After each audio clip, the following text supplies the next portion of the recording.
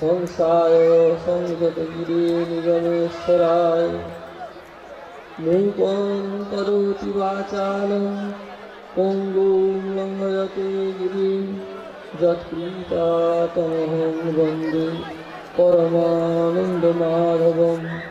ॐ नमो भगवते सृष्टिनिगमानन्दनाथाय। परम प्रेममय परम करुणामय आनंद घन विग्रह तंत्र ज्ञान योग प्रेम चतुर्विध साधन सिद्ध सद्गुरु निर्विकल्प समाधि भूतित महापुरुष आसामबंगीय सारस्वत मठ सारस्वत आश्रम सारस्वत संघ समूहे प्रतिष्ठाता योगी गुरु ज्ञानी गुरु तांत्रिक गुरु प्रेमिक गुरु ब्रह्मचर्य साधन वेदांत विवेक इत्यादि ग्रंथ प्रणेता सनातन धर्मेर मुखपत्र आत्मदर्पणेर प्रवर्तक एवं प्रथम सम्पादक जनसेवामूलक प्रतिष्ठान श्री गौरांग अनाथ निकेतन एवं श्री गौरांग सेवाश्रमेर प्रतिष्ठाता भक्त शिष्यगणेर मिलनेर अनुष्ठान भक्त सम्मिलनी प्रवर्तक दातव्य चिकित्सालय ऋषि विद्यालय एवं साधारण विद्यालय इत्यादि प्रतिष्ठाता आमादेर सकलेर हृदय देवता जाके केंद्र करे आमरा এই 3 দিনের অনুষ্ঠান ভক্ত সম্মিলনীতে সমবেত হয়েছি। যিনি এই সম্মিলনীর মঞ্চে আলো করে বসে রয়েছেন সেই পরমহংস পরিব্রাজকাচার্য শ্রী 108 স্বামী নিগমানন্দ সরস্বতী দেবের অতুল রাতুল চরণ যুগলে অনন্ত কোটি প্রণাম নিবেদন করি।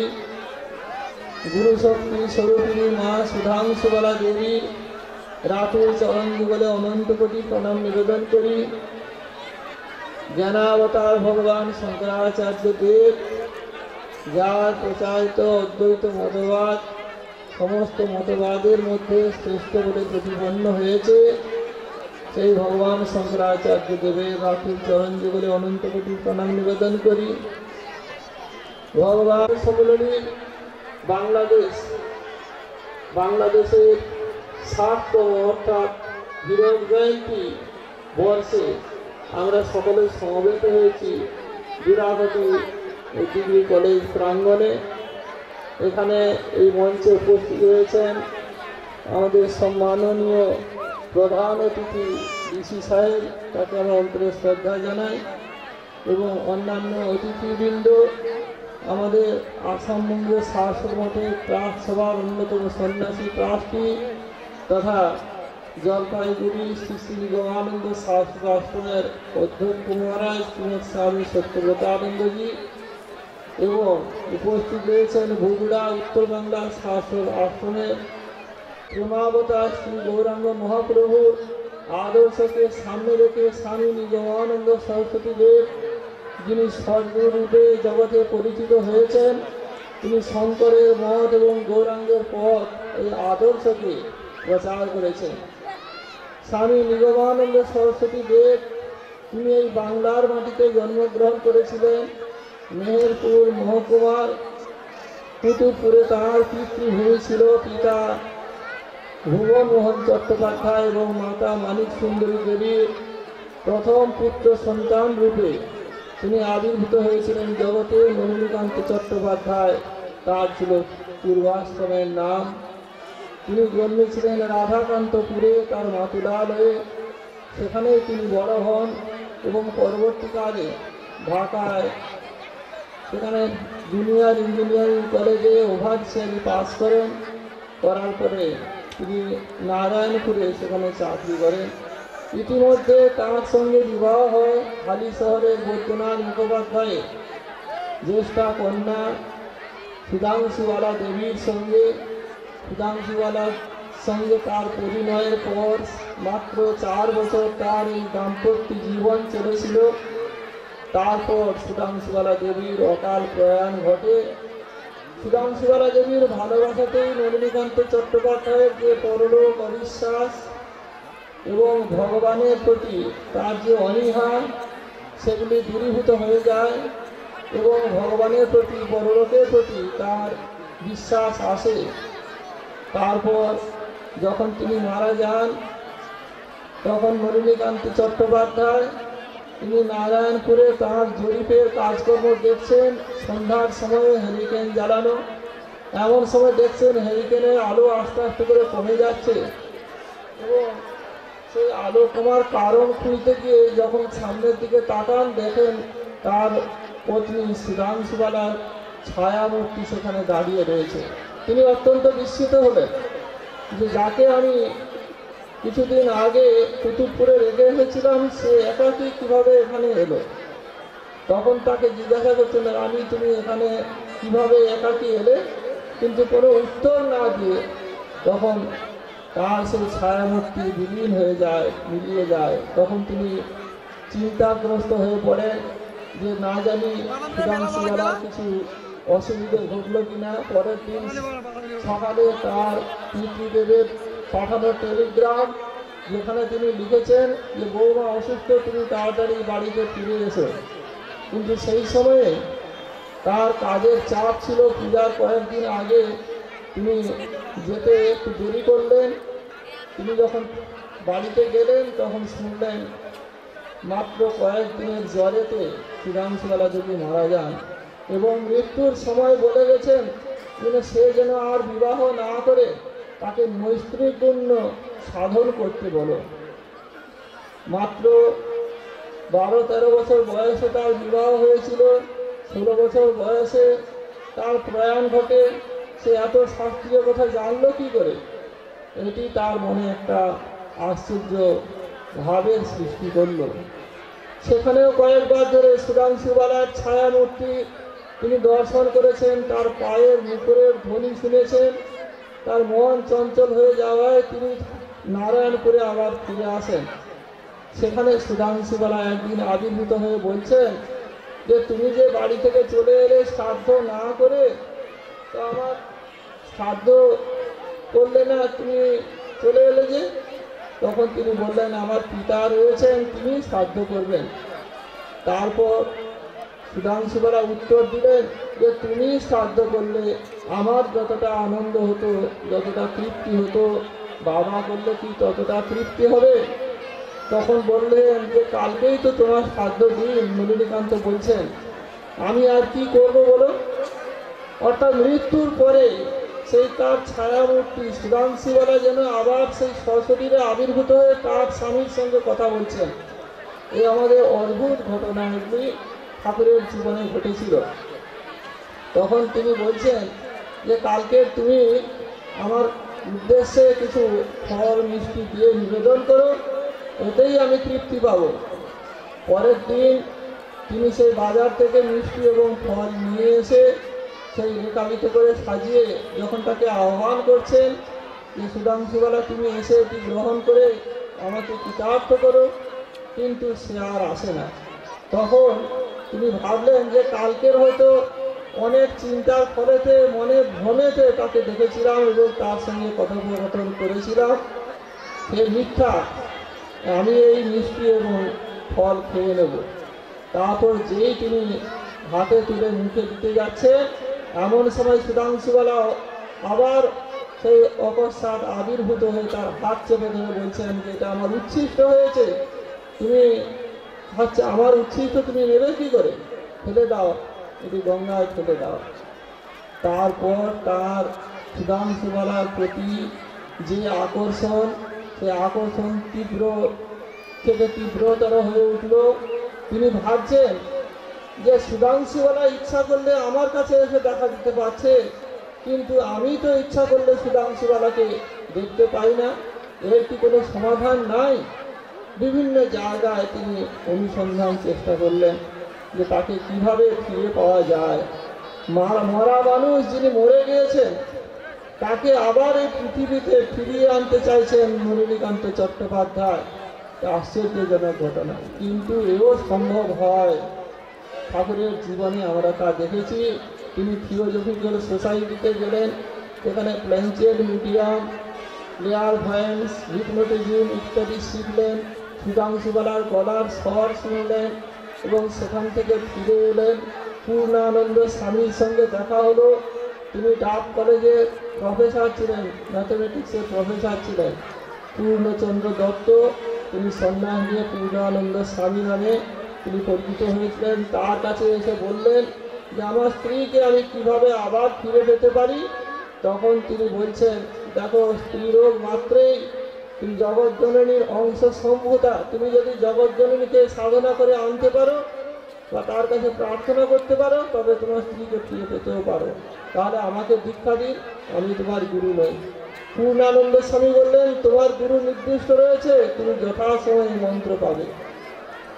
দুইবার তার সেই ছোট্ট ঘরেতে তিনি দেখছেন একদিন রাত্রিতে অর্ধেক আধা নিদ্রা আধা জাগরণেতে তন্দ্রার মধ্যে দরজা জানলা বন্ধ সেই ঘরেতে একজন মহাপুরুষের আবির্ভাব ঘটল, জ্যোতির্ময় সন্ন্যাসীর আবির্ভাব ঘটল। তিনি তাকে ডেকে বলছেন যে তুমি মন্ত্র লাভের জন্য ব্যাকুল হয়েছে, এই নাও মন্ত্র বলে হাত বাড়িয়ে কিছু একটা দিতে চাইলেন। আর তিনিও সেই আধা নিদ্রা আধা জাগরণের মধ্যে তন্দ্রার ঘোরেতে তিনি হাত বাড়ালেন। বাস্তবিকই কিছু একটা দিয়ে তিনি আবার অদৃশ্য হয়ে গেলেন। যখন জাগলেন তখন দেখছেন যে বেলপাতাতে একাক্ষরী বীজ মন্ত্র লেখা রয়েছে, রক্ত চন্দনে স্ত্রী মন্ত্র রয়েছে। তারপর সেই মন্ত্র কিভাবে জপ করতে হবে, তার কৌশল কি, এই সমস্ত কে বলে দেবে? সেই সাধুকে তো আর পাওয়া গেল না। যেমনভাবে অলৌকিকভাবে তিনি আবির্ভূত হয়েছিলেন, আবার অলৌকিকভাবে তিনি চলে গিয়েছেন। বিভিন্ন লোকের কাছে খবরাখবর নিলেন যে সমস্ত জিনিসগুলো ভৌতিক ব্যাপার, এগুলো ভুলে দেওয়া হয়েছিল। তিনি শেষে কাশিতে গেলেন, সেখানে আত্মহত্যার সংকল্প করলেন যে এই জগতে যখন সুধাংশুবালার সঙ্গে আমার দেখা হলো না, মৃত্যুর পরে সে যেমন মৃত্যুর পরে একটা জায়গায় গিয়ে রয়েছে, আমিও মৃত্যুর পরে সেখানে গিয়ে তার সঙ্গে মিলিত হতেও পারি। পরের দিন তিনি গঙ্গায় আত্মবিসর্জন করবেন বলে সংকল্প করে রাত্রিতে শুয়ে রয়েছেন। রাত্রিতে স্বপ্ন দেখছেন একজন বৃদ্ধ ব্রাহ্মণ, মানে সেই সাদা চুল সাদা দাড়ি, তার গায়ে মাথায় হাত বুলিয়ে বলছে, তুমি এত উতলা হয়েছে কেন? তোমার গুরুদেব তো রয়েছে তারাপীঠে, বামাক্ষেপা, তার কাছে যাও। তারপর তিনি ঘুম ভাঙার পরের দিন সে চলে এলেন তারাপীঠে। কাশীর থেকে মল্লারপুর স্টেশন হয়ে তারাপীঠে এলেন। সেখানে বামদেবের কাছে এসে সমস্ত ঘটনা বললেন। বামদেব শুনে খুব খুশি হলেন। তুই মা তারার মন্ত্র বধূবীজ পেয়েছিস, আমি তোকে সাধনায় সিদ্ধি লাভ করিয়ে দেবো, মায়ের দর্শন করিয়ে দেবো। সেখানে মাত্র 21 দিন ছিলেন। 21 দিনের মধ্যে তিনি শেষে সেই কৃষ্ণা চতুর্দশী রাত্রিতে সেই তাকে বামাক্ষেপা গণ্ডির মধ্যে বসিয়ে বললেন, তুমি মন্ত্র জপ করো, কোনো ভয়ে ভীত হও না। তারপর তিনি তারাপীঠে তারা মন্দিরে সেখানে গিয়ে বসলেন। তিনি বলছেন, আমি যে গণ্ডি দিয়ে গেলাম, গণ্ডির বাইরে তুমি কখনোই যেও না, যতই ভয় ভীতি যাই আসুক না কেন, তুমি গণ্ডির বাইরে যেও না। তারপর এক একটি করে প্রহর যাচ্ছে, তিনি বিভীষিকা দেখছেন, কখনো বাঘ ভালুক হাতি ইত্যাদি সমস্ত তাকে আক্রমণ করতে এসেছে। তিনি বিচলিত হয়েছেন। বামদেব সেখান থেকে মহাভয় ধ্বনিতে তাকে সেই সচেতন করে দিলেন এবং ভয় কাটিয়ে দিলেন। তারপর ভূত প্রেত কঙ্কাল ইত্যাদি তাকে ভয় দেখাচ্ছে, তাতেও তিনি বিচলিত হয়েছিলেন। বামাক্ষেপা আবার মহাভয় ধ্বনিতে তাকে আবার শান্ত করে তুললেন। সেই তৃতীয় প্রহরেতে তখন দেবদেবীর দল, অপ্সরা অপ্সরীর দল তাকে প্রলোভিত করছে। সেই অবস্থা থেকেও বামাক্ষেপা কাটিয়ে দিলেন।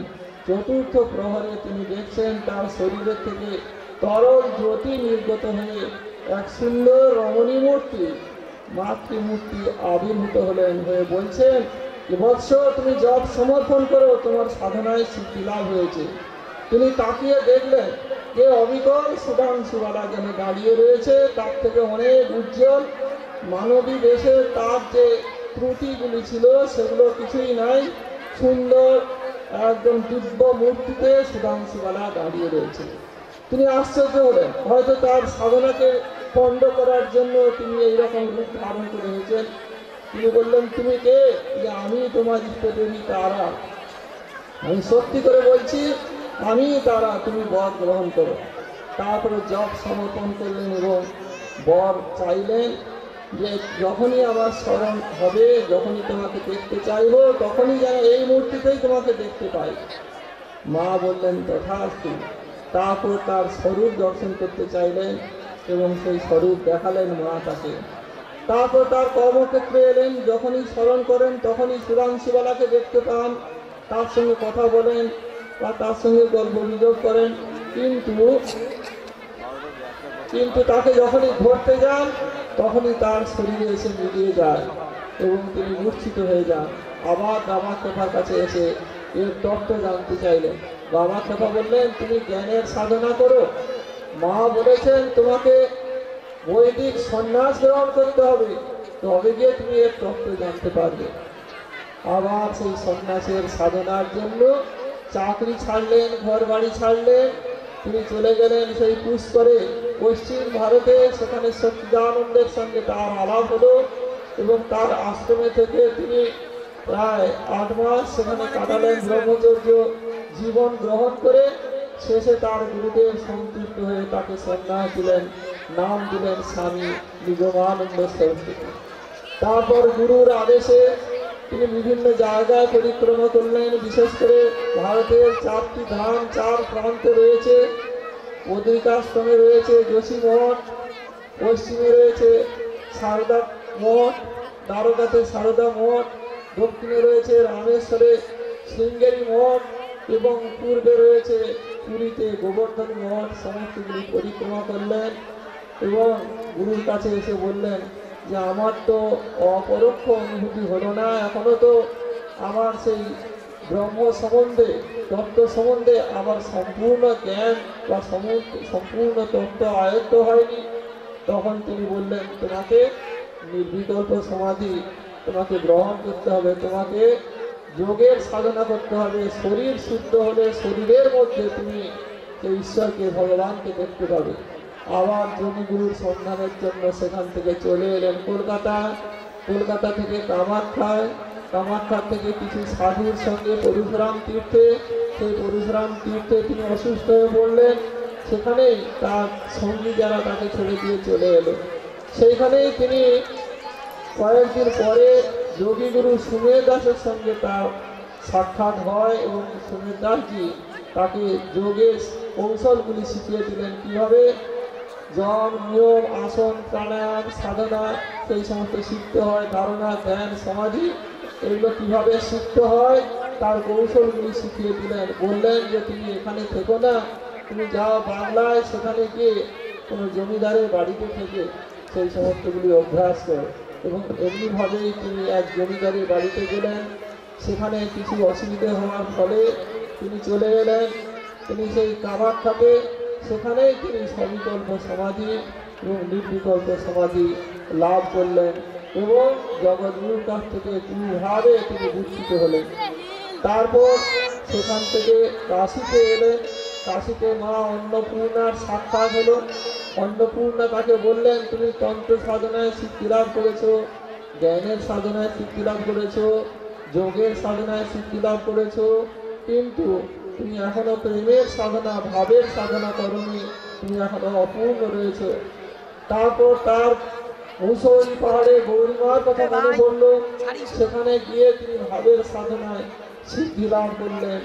এমনিভাবেই নিগমানন্দ সরস্বতী দেব 4টি সাধনায় সিদ্ধি লাভ করলেন। তার উপরে আদেশ হলো তুমি এবারে গুরুগিরি করো। তিনি সেই গুরুগিরি করার জন্য এই লোকালয়ে নেমে এলেন এবং তার যে গ্রন্থ, যোগীগুরু গ্রন্থ তিনি রচনা করলেন। লোক সমাজে তার পরিচিতি হলো। তিনি পরবর্তীতে আশ্রম স্থাপন করলেন কুমিল্লায়, সেখানে দুর্গাপুরে শান্তি আশ্রম স্থাপন করলেন। সেখানে ব্রহ্মচর্য সাধন জ্ঞানী গুরু গ্রন্থ প্রকাশ করলেন। তিনি আর্যদর্পণ পত্রিকা প্রকাশ করলেন। তারপর ঢাকাতে চলে এলেন। ঢাকায় সেখানে শ্রী গৌরাঙ্গ সেবাশ্রম, শ্রী গৌরাঙ্গ অনাথ নিকেতন তিনি সেখানে তৈরি করলেন ও প্রতিষ্ঠা করলেন। তারপর তিনি আসামে যান, সেখানে তিনি প্রেমিক গুরু, তান্ত্রিক গুরু ইত্যাদি গ্রন্থ প্রকাশ করলেন। তারপর তিনি এই ভক্ত সম্মেলনী প্রবর্তন করলেন, যে ভক্ত সম্মেলনীতে ভক্তদের দেখার জন্য তার মনের যে আকুলতা বারবার প্রকাশ করেছেন, তিনি তোদের চাঁদ মুখ দেখার জন্যই আমি বছরে একবার করে ভক্ত সম্মেলনীতে তোদের সঙ্গে মিলিত হব, যেখানে ভক্তরা নিজেদের হৃদয়ের কথা, আবেগের কথা, তার দুঃখ জ্বালা যন্ত্রণার কথা বলে মনে শান্তি পাবেন। এমনিভাবে ভক্ত সম্মেলনী প্রবর্তন করলেন তিনি। তারপর তিনি তার যে মতাদর্শ, শঙ্করের মত, গৌরাঙ্গের পথ, তিনি শঙ্কর এবং গৌরাঙ্গের সমন্বয় সাধন করলেন।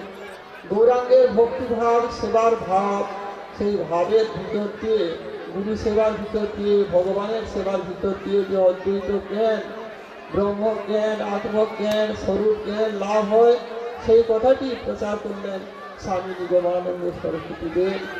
তিনি সাধারণভাবে উচ্চারণের জন্য, পরস্পরের পরিচিতির জন্য জয় গুরু মহানাম তিনি প্রচার করলেন। গুরুর জয়ের ভিতর দিয়েই জগতের সকলের জয় লাভ হয়, সকল শিষ্য, সকল ভক্তের জয় হয় জয় গুরু নামের ভিতর দিয়ে।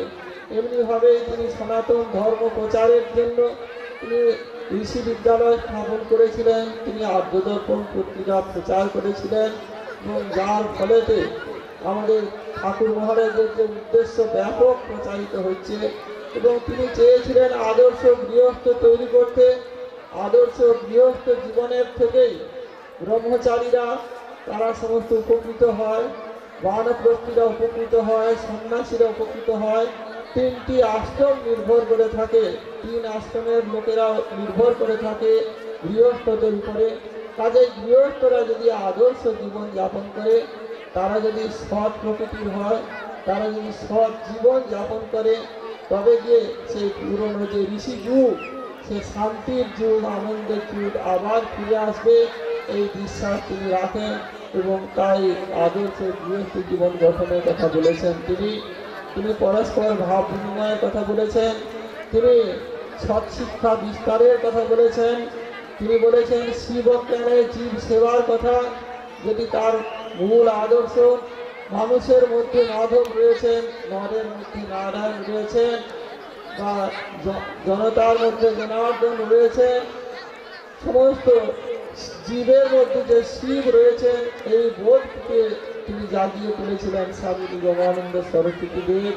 এমনিভাবে তার যে প্রচারিত মতাদর্শ আজ সারা বিশ্বে ছড়িয়ে পড়েছে, তার সহজ সরল চিন্তা ভাবনা এখন আমাদের সকলকে আমাদের সেই সৎ পথে চলার জন্য সেই পথ নির্দেশ দিয়েছেন, যে সেইটি আমাদের জীবনের আদর্শ হয়ে উঠেছে।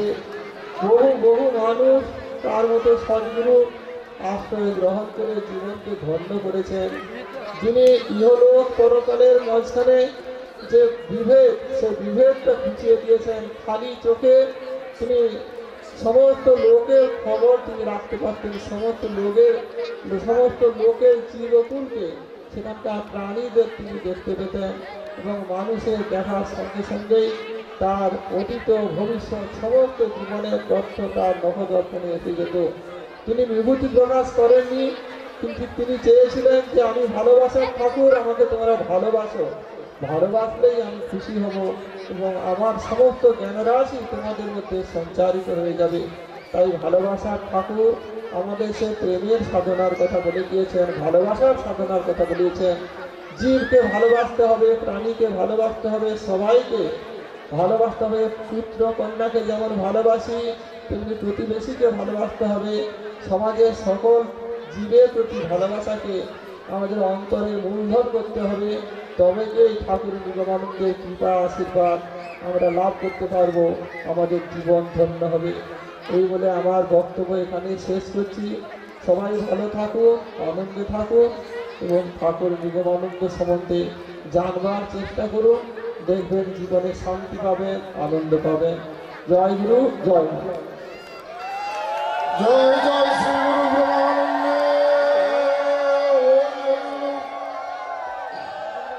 জন্য দীর্ঘ সময় ধরে অপেক্ষা বলেছিলাম সভা শুরু করতে আমাদের অনেক